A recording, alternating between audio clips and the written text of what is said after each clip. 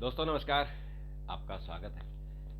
आज जीडीपी के आंकड़े आए हैं और बहुत ही उत्साहजनक है, क्योंकि इस वक्त भारत सबसे तेज गति से हमारी जो ग्रोथ रेट है वो बढ़ रही है। और चीन की जो ग्रोथ रेट है इस वक्त 5.2 है और भारत की 7.8 है। हालांकि जो पिछले साल जनवरी से मार्च के बीच जो पहले क्वार्टर के आंकड़े आए थे वो 8.4 थे 2024 में।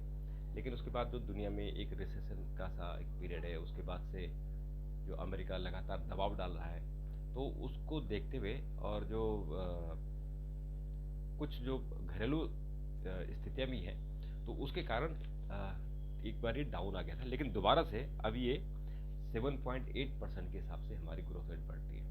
हालांकि अभी अमेरिका ने जो भारत पर 50% का जो टैक्स लगाया है, टैरिफ लगाया है, उसके जो आंकड़े आएंगे हो सकता है कि उसमें भारत को थोड़ा सा नुकसान हो, क्योंकि हमारा जो फॉरेन ट्रेड है, जिसके कारण हमारे यहाँ जो हम जो निर्यात करते हैं अमेरिका को, उसको नुकसान पहुंचेगा। तो कितना नुकसान पहुंचेगा, मुझे लगता है कि उसके आंकड़े अगले 3 महीनों के बाद आएंगे, तब फिर उसका एनालिसिस होगा। लेकिन अभी जो आंकड़े हैं वो बहुत उत्साहजनक है। और ये क्यों हुआ है?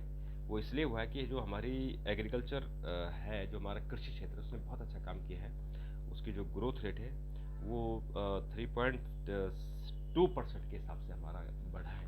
और इसके अलावा हमारा जो विनिर्माण क्षेत्र है, यानी जो हमारी मैन्युफैक्चरिंग है, वो हमारी बहुत तेज़ी से बढ़ी। यानी जो हमारे यहाँ कल पुर्जे मशीनरी जो हो रही है उसमें बहुत तेज़ी से आई है। और उसके अलावा कंस्ट्रक्शन में भी बहुत तेज़ी आई है, उसके कारण भी हमारे यहाँ बढ़ा है। सर्विस सेक्टर भी खूब इसमें सर्विस सेक्टर में, क्योंकि अब तो ऑलमोस्ट काम सर्विस सेक्टर से हो रहा है। लोग खुद काम नहीं करना चाहते, दूसरों को के जरिए दूसरों को काम दे रहे हैं, उसके कारण उसका बेनिफिट मिल रहा है। तो सर्विस सेक्टर में भी हुआ है। और जो हमारी जो पिछली तिमाही थी उसमें 6.5 था, फिर दूसरी तिमाही में 6.7 था, और फिर जो तीसरी तिमाही थी उसमें 6.6 था। और जो अब आई है, यानी जो 2025-26 की आई है, उसमें हमको 7.8% का इसमें हमको इसमें ग्रोथ मिला है। तो ये मुझे लगता है कि भारत के लिए और भारत के लोगों के लिए, क्योंकि हमारी जो पॉपुलेशन है 142 करोड़, हालांकि अभी जो टेंटेटिव आंकड़े हैं वो 149 करोड़ हो गए हैं। तो जो बार बार बात आ रही है कि हमारे यहाँ रोजगार का संकट है, तो रोजगार का संकट वो तभी ठीक होगा जब हमारी ग्रोथ बढ़े। यानी अगर हमने सबको रोजगार देना है तो हमारी ग्रोथ रेट कम से कम 10% के हिसाब से हमको दौड़ना पड़ेगा।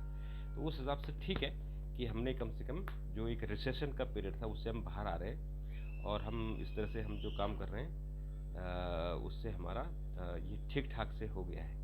तो हमारी जो मैन्युफैक्चरिंग है वो 7.7% है, और जो सर्विस सेक्टर है वो सबसे ज़्यादा बड़ा 8.7% है। तो लोगों से सेवा कराते रहिए और देश की इकोनॉमी बढ़ती रही है।